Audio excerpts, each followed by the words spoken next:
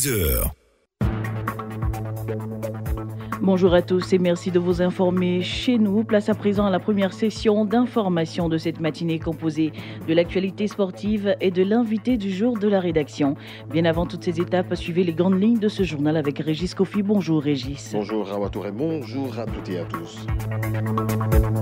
La Banque ouest-africaine de développement BOAD a mobilisé 630 milliards de francs CFA en 2017, dont 550 milliards ont été investis au profit des économies de la zone. C'est l'information que le président de l'institution a apportée hier au chef de l'État ivoirien. Manque de financement des projets agricoles, mauvais état des routes et insécurité. Voici quelques problèmes qui freinent le développement dans la région du Tonkwi. Les populations ont signifié à la mission d'experts du mécanisme africain d'évaluation par les pairs, le MAEP, qui est en ce moment à Mans. Et puis, 16 candidats ont déposé leur dossier de candidature pour la présidentielle du 7 octobre au Cameroun.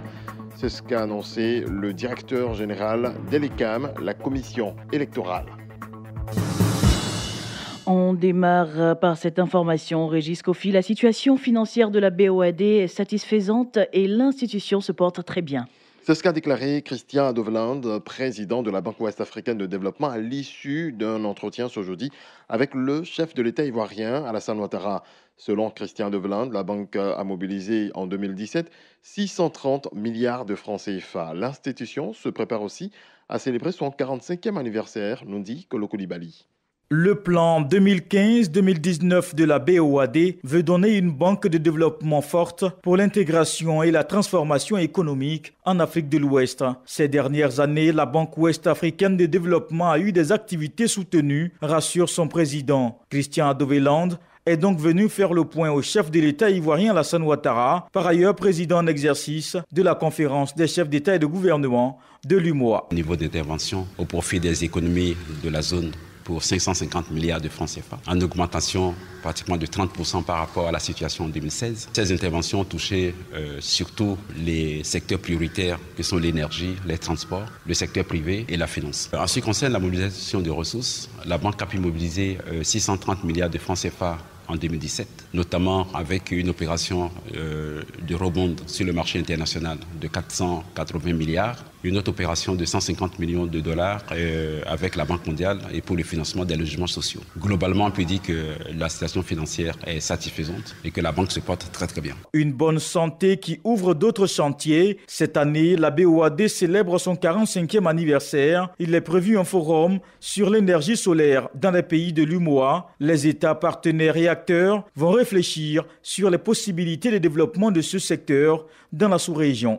Une mission d'évaluation externe de la gouvernance en Côte d'Ivoire a posé ses valises cette semaine à Mans, dans la région du Tonkwi. La mission composée d'experts du mécanisme africain d'évaluation par les pairs, MEP, a échangé avec les différentes couches de la population en vue de recueillir leurs avis, suggestions et préoccupations sur les éléments qui entravent la bonne gouvernance et partant le développement.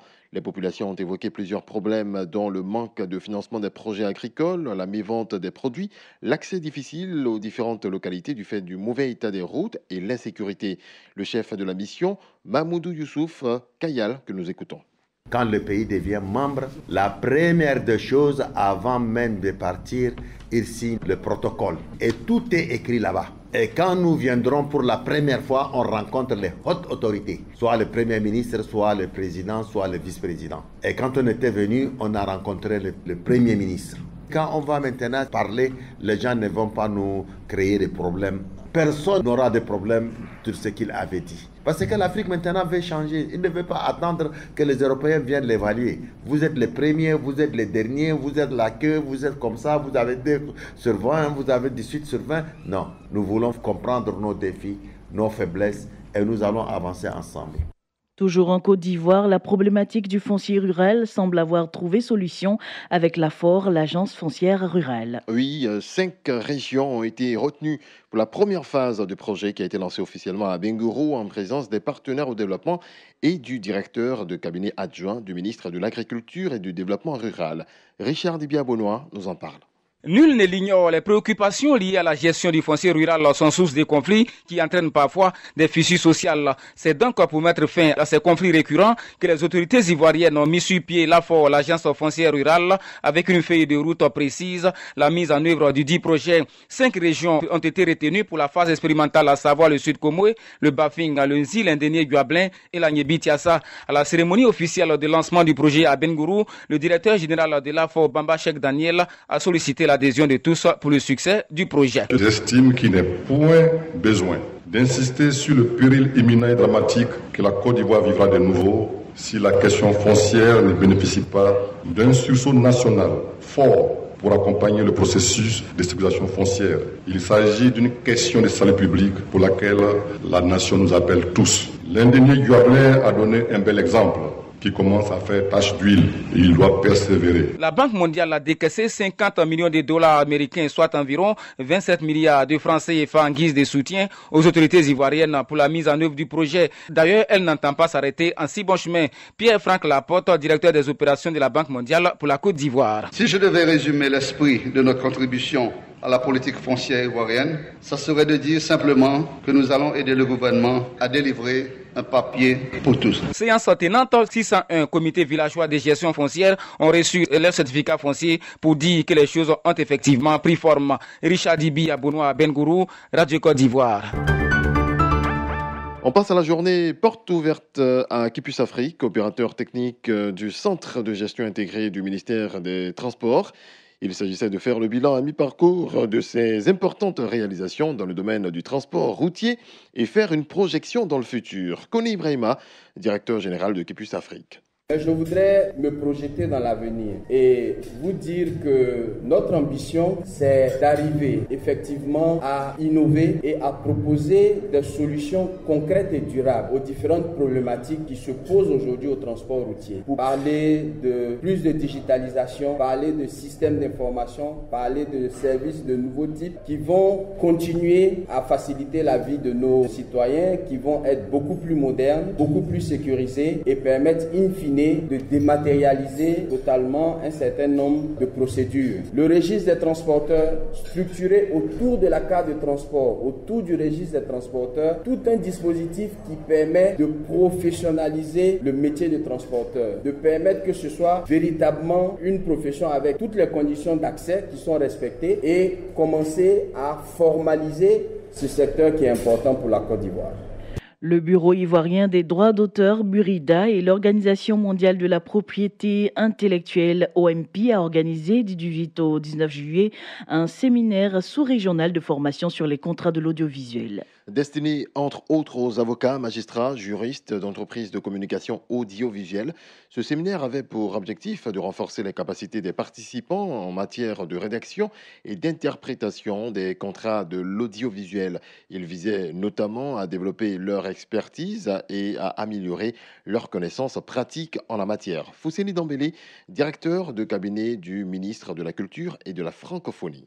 Aujourd'hui, avec le développement croissant des technologies de l'information, les modes de communication des œuvres de l'esprit, à l'instar de tous les autres biens, ont inexorablement changé. Tous, autant que nous sommes, devions nous adapter ou disparaître. La Côte d'Ivoire, avec ses différents partenaires, a choisi de faire le choix de l'adaptation et naturellement de refus de la disparition. C'est ce qui justifie que nous soyons favorables au renforcement des capacités, particulièrement dans un domaine aussi changeant et évolutif que celui de l'audiovisuel. Les enjeux de ce processus sont nombreux et les intérêts des créateurs et autres titulaires des droits sur l'œuvre audiovisuelle ne doivent pas être en reste. Toute chose qui justifie que les différents acteurs de la chaîne des valeurs des contrats de l'audiovisuel soient formés à la rédaction, mais également à l'interprétation de ces instruments juridiques.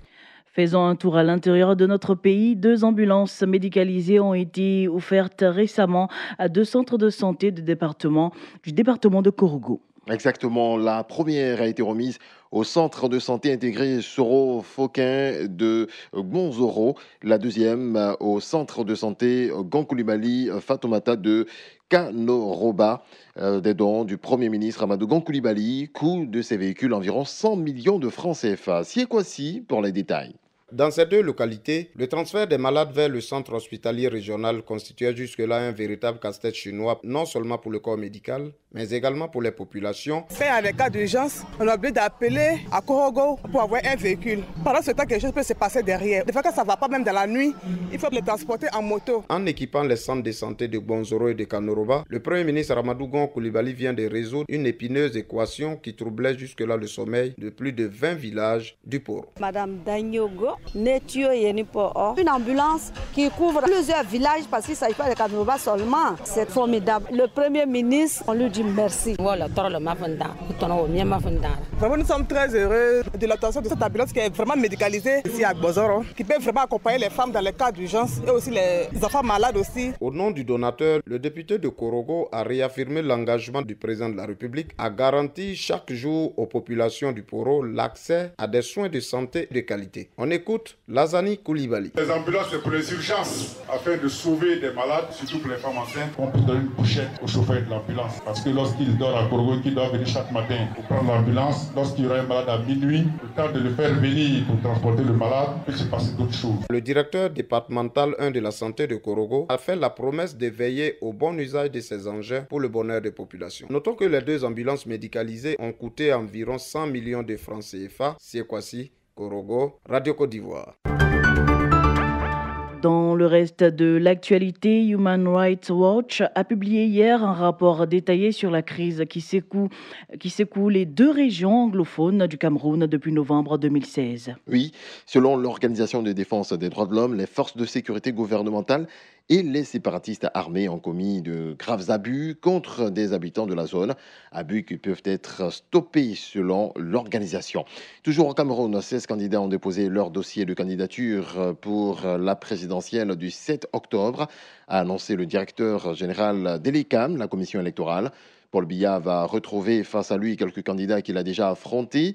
Parmi eux, l'éternel opposant Adamou Ndam, 76 ans, maire de Funban. Mais cette année, et pour la première fois depuis les années 1990, le chef de l'État n'aura pas sur sa route le leader historique de l'opposition camerounaise. John Frondi a passé la main. C'est Joshua Ozi, un homme d'affaires de 49 ans qui portera les couleurs du SDF, Social Democratic Front.